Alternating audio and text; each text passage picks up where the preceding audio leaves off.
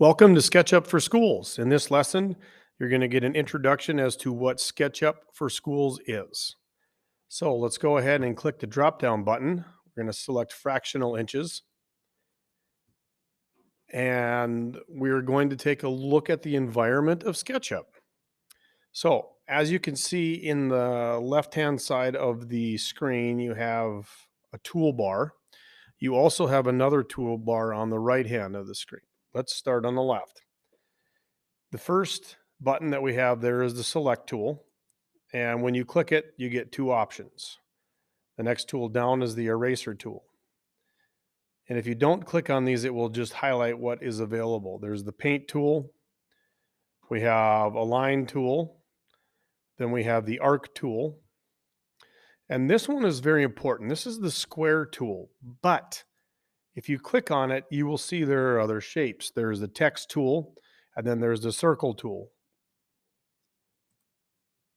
The next tool down is the push-pull tool. We then have the outer shell tool, which gives us some other options in there. This is also a very important one. This is the move tool, but you also have rotate and scale. We will use the move tool quite a bit. This is an important one. This is the tape measure tool, which adds guidelines to our drawing. This is the dimension tool. This is the label tool, and we'll be using these three quite a bit as you learn SketchUp. The next one down is the walk tool, which gives you various views on how to go through an object. And then the very bottom one is orbit. In the background, we have a horizon. And as you learn to navigate around that, that becomes very important because you're able to see, are you viewing straight down? Are you viewing straight up?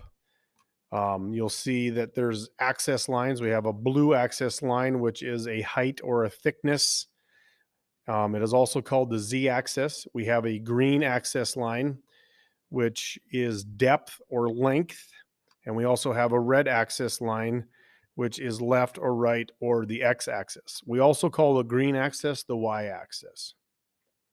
This program allows you to create two-dimensional objects, such as this rectangle. It also allows you to create three-dimensional objects like this rectangular prism.